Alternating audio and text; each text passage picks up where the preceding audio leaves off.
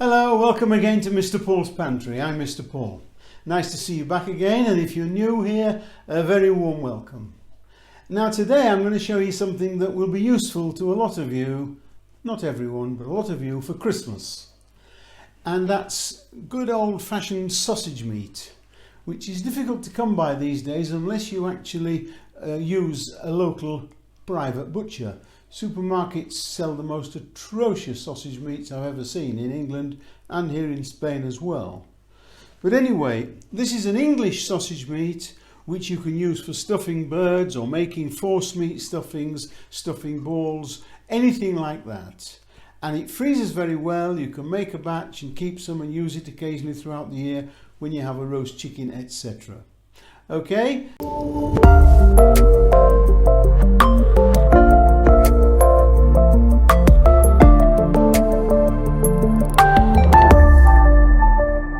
So here are the ingredients for the sausage meat. I'm making a pork sausage meat today. If you want to use beef, you can, but pork is more standardised. It's a more universal sausage meat. But there it is. I've got 1 kilo of belly pork. You can see it's got a nice ratio of lean to fat. It's not too fat, it's not too lean. And I've got to mince that now. If you're buying meat from the butchers and you haven't got a mincer, just take a little tip. Buy the piece of meat from him and ask him if he will mince it for you. Because the ready minced pork that you see in the supermarkets, it's usually very pasty and almost like a pate, which is awful. So there's 1 kilo of meat there. That's a lot, but you can freeze this sausage meat and you can use it for all sorts of things, especially on Christmas Day. You can use it for stuffing balls. You can use it for making a forcemeat stuffing. You can use it for all kinds of things, and it freezes well so you can use it throughout the year.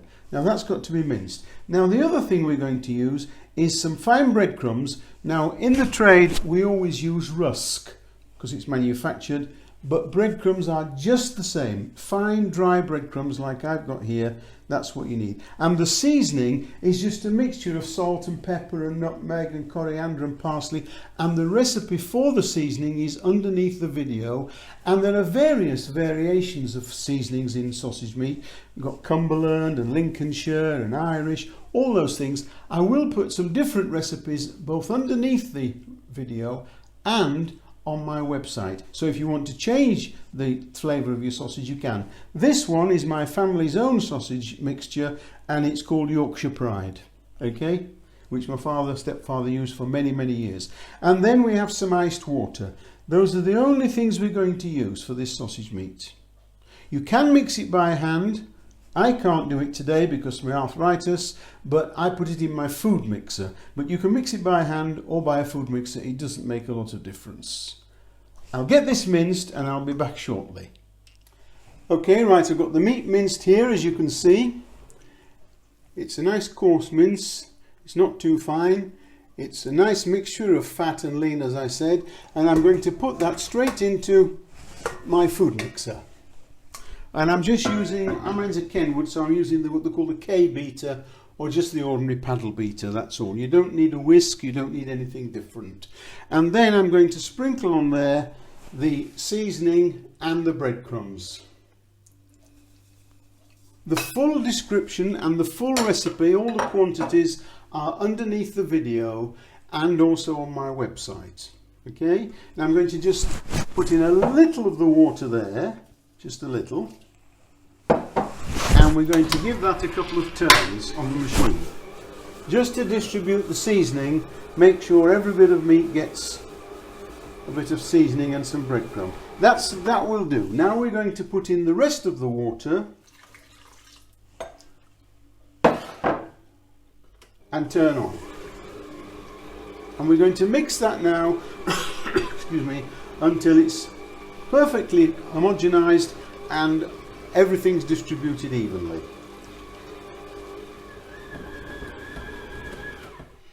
Now that's been mixing just for 3 minutes only. Real time, 3 minutes. And for me, that is just right. It's nice and firm, it's well mixed, and most important of all, it's sticky. It wasn't sticky before. Can you see how that's all sticking to my fingers? It's sticky. What happens during the mixing process is the seasonings and the water and the agitation of the mixer develop the protein. It's like developing the gluten in bread. It develops the protein and it makes it sticky. It brings it all to the surface out of the meat. And when we fill sausage into sausage skins, it's that protein that connects with the protein in the sausage skin and holds it all together. That stops it oozing out at the ends. They all stick together. So if the sausage shrinks, the sausage skin shrinks, the meat shrinks with it. When you see sausage oozing out of the ends of a sausage, it's not oozing out, it's the skin that's shrinking and leaving the sausage meat where it is. But this is perfect now. It's sticky, it's not too fine, it's not too mushy, it's a nice consistency, and that needs to stay in the fridge now to rest for a minimum of 1 hour. That lets the breadcrumbs take in and the moisture, and these breadcrumbs also, as well as helping to bind it all together, when cooking they absorb some of the fat to stop it rendering out. If you let the fat render out of this, you'll have a dry sawdust like sausage meat. Same with sausage. You've probably had one like that before. But the bread is in there not to make it go further. It's in there just to absorb and keep the moisture in the sausage whilst it's cooking, to keep it moist and tasty. We'll put that in the fridge and it's all ready to go. So here we are. The sausage meat's been resting for an hour. It's still nice and moist. It's stiffened up quite a little bit, and now you're ready to do whatever you want to do with it. Whether you're going to make it into sausage rolls, in some nice puff pastry, or you're going to make little sausage meat balls. I like to do this and then wrap some streaky bacon around them. So here the the sausage meat's all ready now to do whatever you want with it. You can make a forcemeat stuffing for your birds, or you can just put it in the crop side of the bird and don't put anything else with it and you're stuffing in the other end, or you can make sausage rolls with it. You can do what I do is this. Now this is something you can do with the sausage meat. What I've got here is some puff pastry.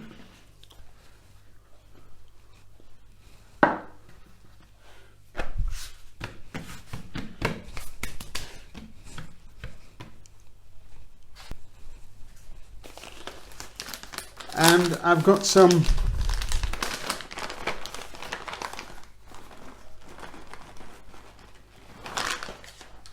a few dried cranberries here.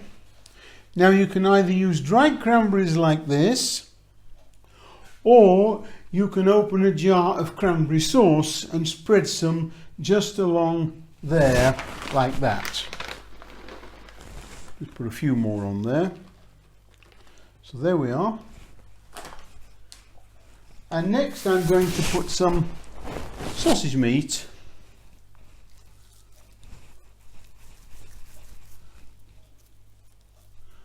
along there as well.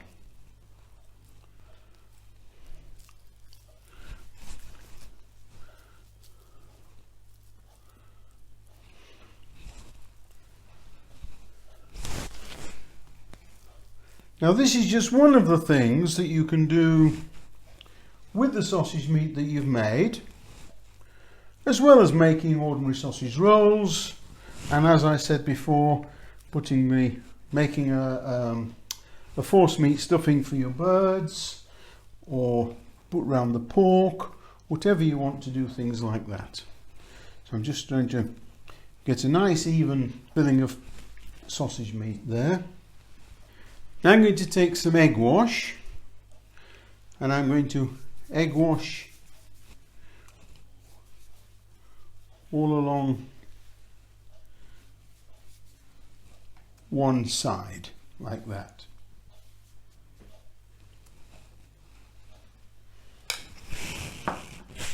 Then I'm going to fold over this piece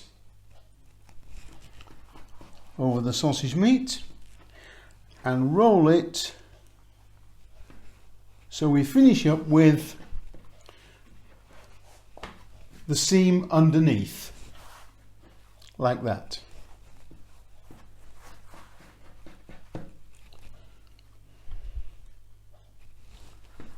So what I'm doing now is I'm going to cut these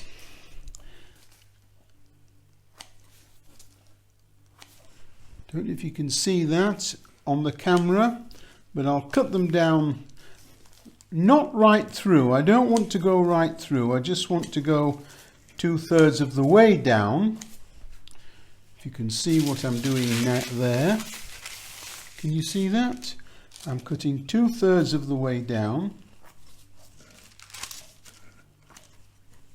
Like that. Now we need all this to go onto a baking tray, like this.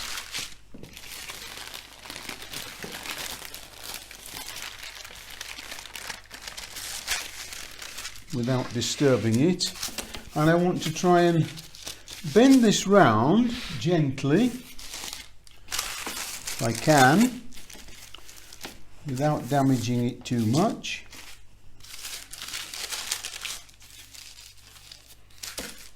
And then I'm going to egg wash just here and join the bit together there, like that. And then what I'm going to do now is I'm going to just turn these halfway round without damaging the pastry, without separating it, I mean.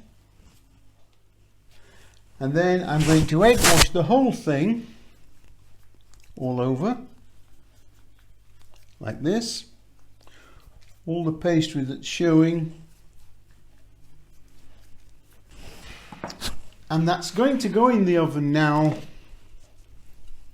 for about 25 to 30 minutes at 180. And I'll be back when we've finished it. So here we are then, straight out of the oven, and when that's cooled a little I'll put it on a platter and I'll show you how I decorate it up. That makes a very nice centerpiece for any party table, and it's like a tear and share, just cut pieces off and you've got a nice piece of sausage with cranberry. Here we are then, this is my party table centre made with the sausage meat that we've just made earlier. I've added a few cranberries, wrapped it in some puff pastry, decorated it, and that works like a tear and share. People just take one portion. There is sausage in between every one of those, as well as in the small sausage roll type pieces. So I think that looks very nice. Well, this is Mr. Paul saying I hope you've enjoyed the video. If you have, go down and give it a thumbs up, please. If you have any comments or suggestions or questions, pop them underneath the video as well. I try to answer them all if I can. If you haven't subscribed already, do so, and a little bell at the side. If you click that as well, it'll tell you whenever I put up a new video. So this is Mr. Paul saying bye for now, and I wish you all a very happy holidays, happy Christmas, or wherever you are in the world, and thank you for being with me. Bye for now.